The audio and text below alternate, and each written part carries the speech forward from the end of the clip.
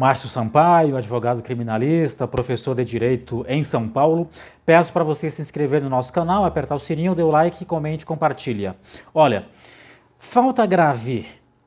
Em primeiro lugar, é importante destacar que nós temos dois processos principais, processos criminais. O primeiro é o processo de conhecimento, que nós chamamos, onde há oitiva de testemunhas, audiência, alegações finais, debates e depois a sentença e recurso, etc. e tal. Após o trânsito em julgado, ou seja, quando não couber mais qualquer tipo de recurso contra a sentença penal condenatória, haverá um segundo processo, que nós chamamos de execução criminal. E em ambos os processos é importante que o acusado ele constitua defesa, constitua advogado para fazer as suas defesas. E a execução criminal acompanha o preso para onde ele for, né? O processo vai acompanhando a mudança de comarca, mudança de juiz, mudança de presídio, etc. Então a execução segue o preso, sempre. E só termina quando também o preso acaba de cumprir a sua pena. Então é importante que você constitua advogado para a fase de conhecimento, que é aquela onde haverá a sentença, e se você for condenado, você constitua defesa também para fazer a sua defesa, para acompanhar o seu processo de execução até o final da pena. Então são duas coisas, ou duas defesas distintas. Pois muito bem, acontecem vários fatos, várias coisas no processo de execução criminal. Dentre esses fatos, faltas graves. Então o preso ele está cumprindo a pena, de repente, por alguma razão, ele é penalizado na execução criminal pelos agentes penitenciários, pelo diretor do presídio. Então é formado um processo administrativo para a apuração da falta grave. Primeiro há uma comunicação dos agentes penitenciários, o diretor do estabelecimento então instaura um procedimento administrativo chamado de sindicância para produzir provas, oitiva do sentenciado, do acusado, e depois ele profere um despacho.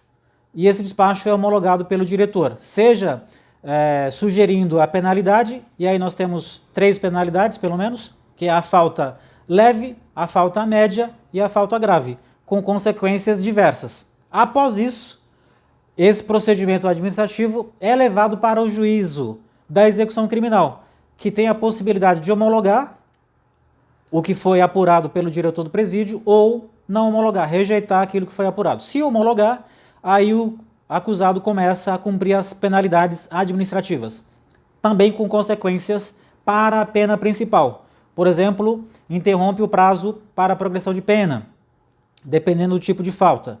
Também há a possibilidade legal de você perder dias remidos.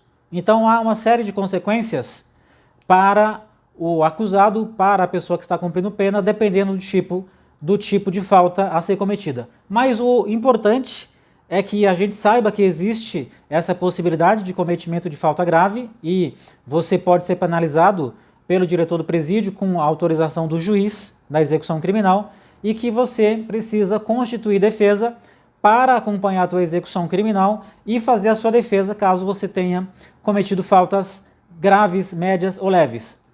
E o que nos interessa hoje, por isso que eu gravei esse vídeo, depois eu vou esmiuçar os tipos de falta e as penalidades em outros vídeos distintos desse, mas o que me levou a gravar esse vídeo é em relação às tatuagens.